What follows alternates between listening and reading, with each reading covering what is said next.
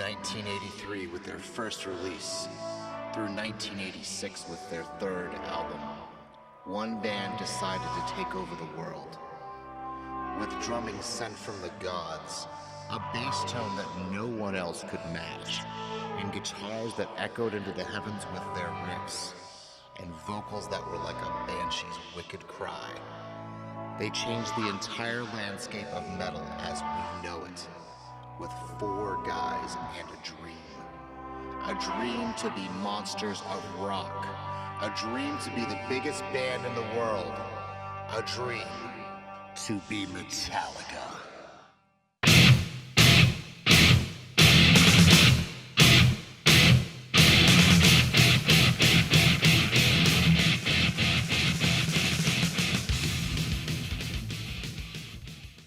Hello YouTubers, welcome back to the home of all things music on the stage. So today we're going to be talking about Metallica, and more specifically we're going to be talking about Metallica before what I dubbed the Great Changeover, and even before the massive success of the Black Album, and yes, even before the baseless And Justice for All. And I know I'm preaching to the choir here. I know. But for anyone who recently just found out about Metallica, yes, there are some people that have not heard of Metallica. I'm going to offer up some deep cuts, some more than others, for you to check out. Cliff Burton. Cliff was a absolutely phenomenal bass player, but he was so much more than that to the rest of the band. Do you love harmonized guitars?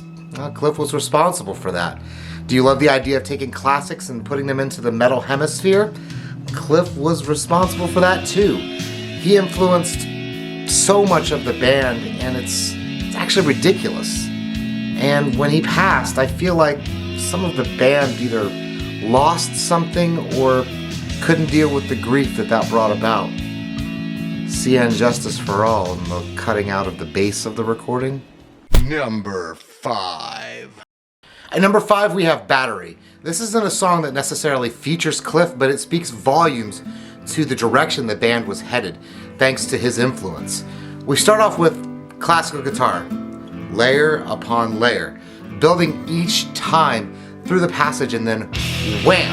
It smacks you upside the head. You can clearly hear the classical influence that Cliff brought to the band straight off with the huge harmonized guitars. This builds into a frantic paced song that can only be classified as classic thrash. Brilliant work here throughout the song, and it's why I had to put it here at number 5.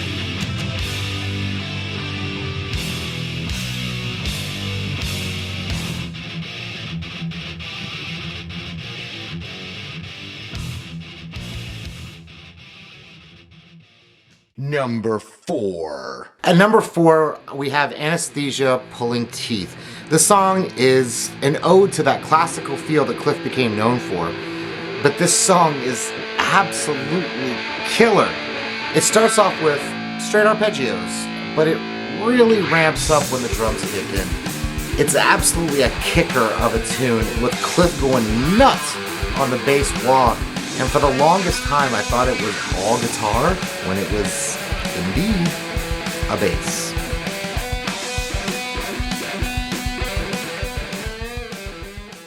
Number 3. At number 3, we have Whiplash.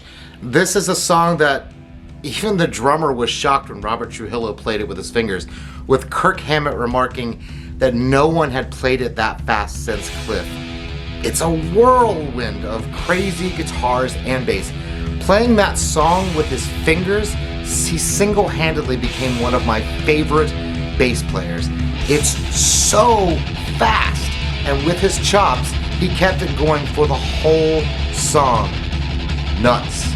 Absolutely nuts.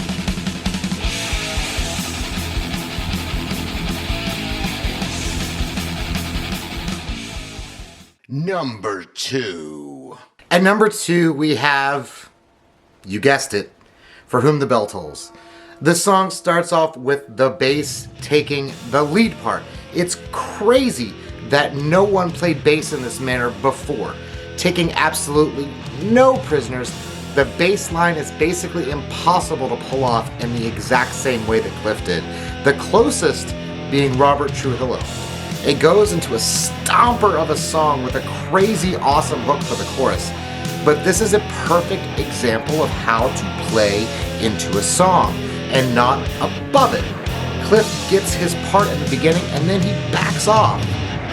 Class act all the way, and just one of the many reasons this band became who they would eventually become.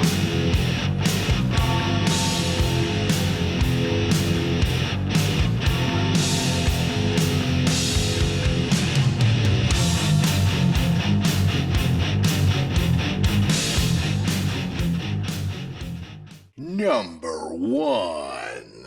Finally, at number 1, we have Ride the Lightning. So, my reasons for putting this song in the top spot, really I could have put every single song off of any of the first 3 albums in the number 1 spot, is simple.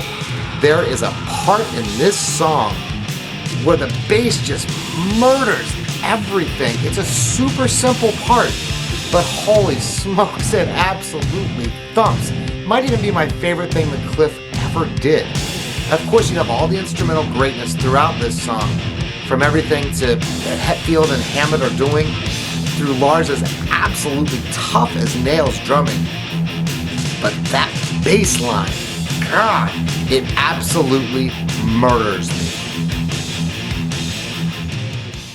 Well, there it is, my top 5 songs with Cliff Burton. I think I can speak for everyone when I say that Cliff is severely missed, but on the heels of that, I currently feel that Robert Trujillo and Jason Newsted before him is literally the replacement that they needed. Dude plays fingerstyle like a boss, and they sound pretty incredible. Do you have a favorite Cliff song? Let me know in the comments. As always, like this video and also subscribe. Get real friendly with that subscribe button so you don't miss any updates. Thanks so much, and be well.